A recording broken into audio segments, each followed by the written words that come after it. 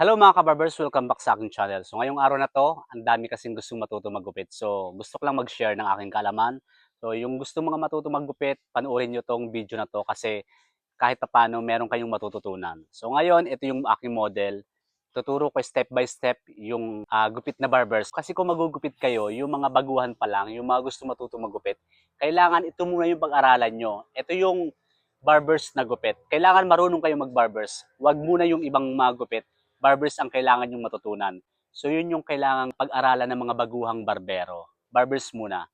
Kasi kapag mag-a-apply kayo sa mga barbershop, tatanungin kayo, marunong ba kayo mag-barbers? Yun yung pinaka-importante. Marunong ka ba mag-barbers? Yun. Siguro naman alam nyo kung ano yung gupit na barbers, di ba? Yung 1x1, 2x2, 3x3, 4x4.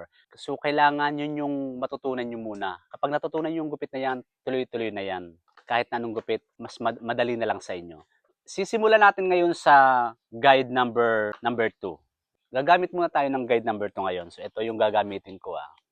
Gagupitan natin siya ng pang-estudyante lang muna. Yung malinis yung gilid. Ibig sabihin, pwedeng 2x2, 3x3, or 4x4. So, ayun. Panoorin nyo step by step. Ang unang step natin gagawin ay dito muna ako magsisimula sa side. Gagamit ako ng guide number 2.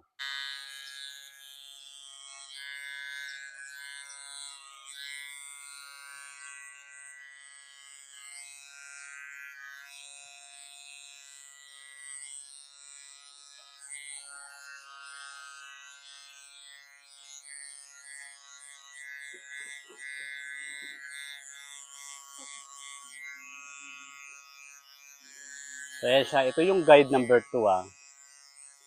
Guide number 2. Ayan, ganyan lang siya kataas. Ayan. Ito yung kanto niya, di ba? Ayan. Guide number 2 muna yung ginamit ko. Tapos sabay, after nyan, gagamit tayo ng guide number 1. So dito muna natin siya isusunod. Ito, i-guide number 1 natin siya. Itong side na to, itong part na to. Step by step yung gagawin natin ha. Kasi yung iba kasi, yung mga marunong na magupit, kahit na rekta sa guide number 1, kayang-kayang gawin yun. So ito, ginawa kong guide number 2, tapos guide number 1 kasi nga, para to sa mga first timer or sa mga baguhan, sa mga gustong matuto magupit. So, ito yung ginawa kong paraan para mas hindi kayo mahirapan. Guide number 2, tapos sabay gagamitan nyo siya ng guide number 1 pagkatapos ng guide number 2, di ba? So, ang sunod natin gagawin, paikutan muna natin siya dito lahat ng guide number 2. So, dito naman tayo sa banda sa likod. Kung anong ginawa natin dito sa side, ganun pa rin. Guide number 2 pa rin.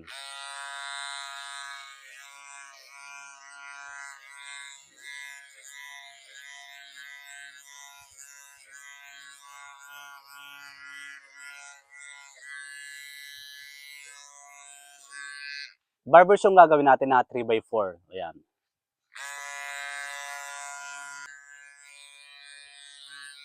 So, ayan. Kahit naka-close or naka-open, okay lang yan. Pero dapat naka-close na lang para mas maganda yung kapit niya. So, ayan. Dito naman tayo sa side. So, ayan. Dito naman tayo sa kabilang side. Guide number 2 pa rin yung ginamit ko. Parehas lang. Yung sa kabilang side. Paikot.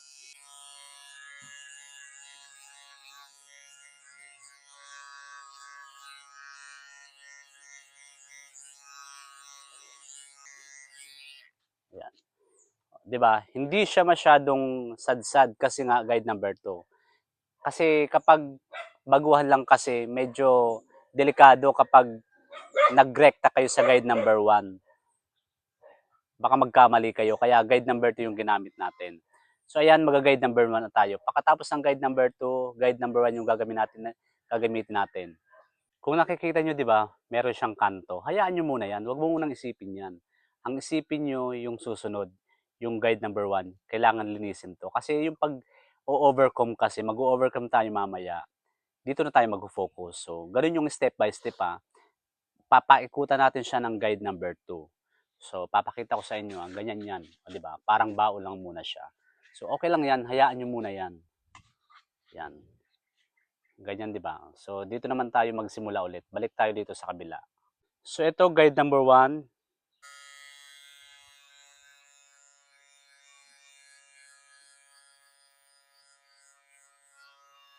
Bandang baba lang, huwag niyo masyadong itaas.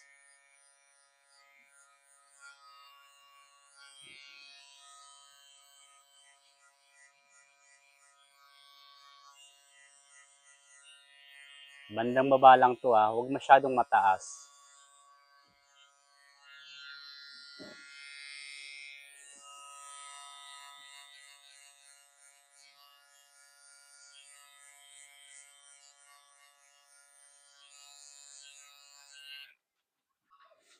So, dito naman sa part sa likod.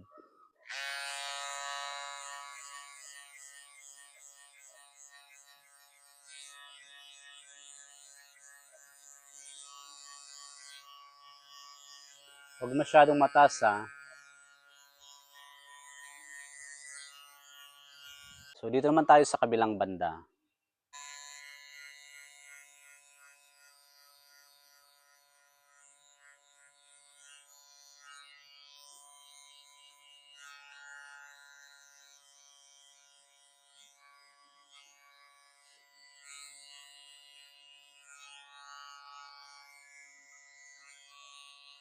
Ayan, ganyan. 'Di ba medyo manipis na naman yung sa dito, 'di ba? Medyo numipis na siya. So, after ng guide number 1, gagamit tayo dito ng guide 0.5. So, itong 0.5 nito mas manipis na 'to, para ano siya, maganda yung transition niya, 'di ba? Habang manipis dito sa pinaka lower part, pataas, kumakapal, ganun 'yun. So, para hindi siya nabibiglang nipis, biglang kapal. So, para maganda yung transition niya. Guide number, guide 0.5. Ipo 0.5 ko yung pinaka lower part. So, ganito kasi yung step by step sa mga baguhan. Kasi kung mga veterano kasi yung nagugupit, kahit na hindi na gumamit ng guide dyan, kayang-kaya na yan. So ako kahit na hindi, wala akong guides, na kahit na ito lang talaga, zero lang yung gagamitin ko, kahit na overcome lang yan, kayang-kaya kong mag-barbers ng walang guide. So itong tinuturo ko na to para to sa mga beginner, step by step para sa mga beginner, para hindi masyadong nasasadsad na uuka. Kaya gumagamit tayo ng step by step na mga guide, 'di ba? So ganyan, 0.5. After ng 0.5, magsi-zero tayo. Lilinisin natin siya ng zero. So ayan na 0.5 na natin siya. Medyo manipis na, 'di ba? Yung sa lower part, magsi-zero tayo. Ayan. Ito, pwedeng i-open ko muna siya. Ayan, ganyan.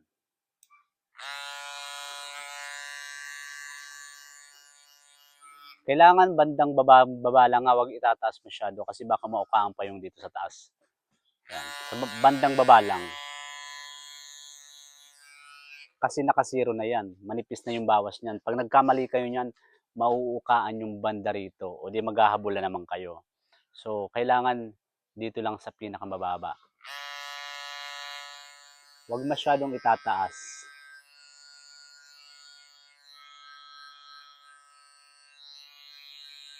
Paikot. Kung anong ginawa dito sa kabila, ganun din sa kabila. Paikot yan, para parehas lang.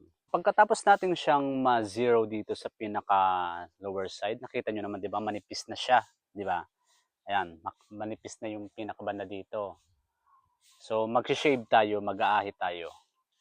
Hayaan nyo muna yung kanto niya dito. Huwag nyo munang isipin yan. Importante, mag-shave muna tayo. Kasi mamaya, dito na tayo mag-focus sa overcomb. So, sa pag-shave naman, kailangan magaan lang yung mga kamay nyo. Kasi nakakasugat to. So, ganyan lang. Dahan-dahan lang. Ingatan yung makasugat.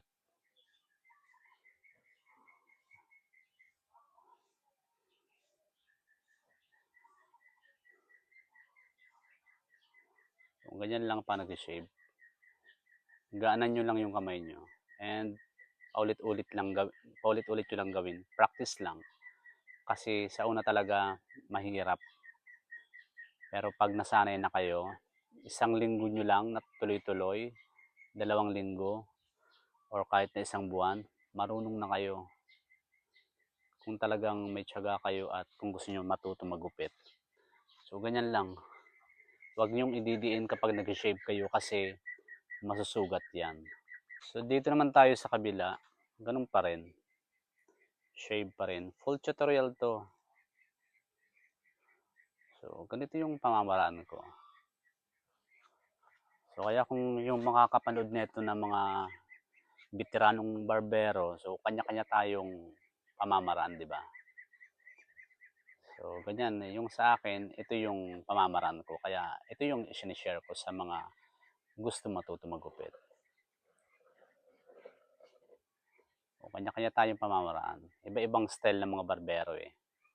So, sa tagal-tagal kong nagugupit, ang dami kong mga naging kasamang magkakaiba kami ng technique. So, ito yung technique ko. Kaya, hindi tayo para-parehas. So, ayan, di ba? Malinis na. Pag-focus na tayo sa overcome. Pagka natapos natin ma-overcome, okay na. And kunting bawas-bawas lang dito, pwede na yan. So, ayan, mag-overcome na tayo Tatanggalin natin yung kanto. Ayan. Dahan-dahan lang sa mga baguhan. Ipatong nyo lang yung blade ng clipper dito sa suklay. Ganyan.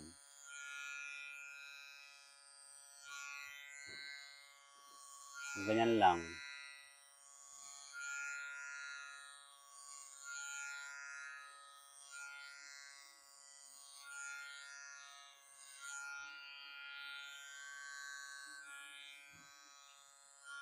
Diba? Napakadali lang. Ayan. Diba? Dito naman.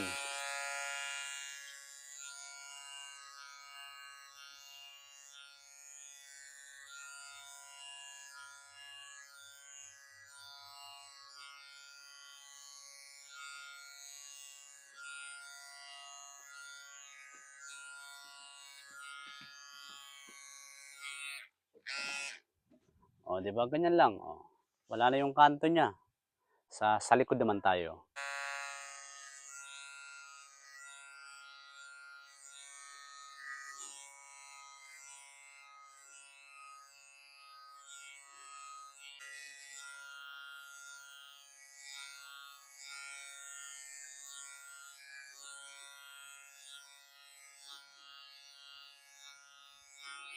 Yan. Sa side naman, kabilang side. So, dito naman tayo sa kabilang side. Ganun pa rin ang gagawin. Walang pagbabago.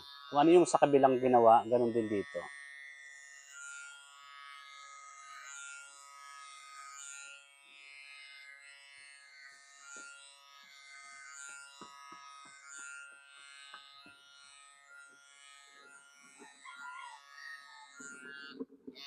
So ayan, pagkatapos natin siyang ma-overcome, 'di ba? Kita nyo naman, babawasan lang tayo dito ng konti. So ayan, madali na lang 'yan. Ibabagay nyo na lang kung masyadong makapal, kunting bawas lang. So, ganyan lang siya. Bawas tayo dito sa ibabaw. Kasi masyadong makapal, magbawas tayo.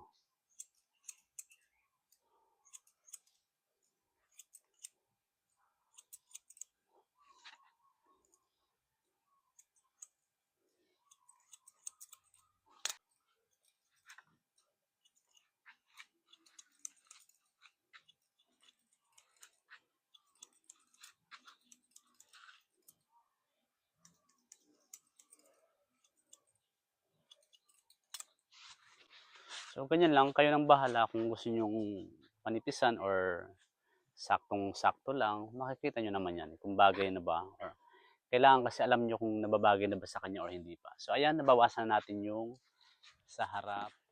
So, ayan, kunting ayos-ayos lang. Pwede na, di ba? Ayan lang, ganun lang. Step by step yung ginawa natin.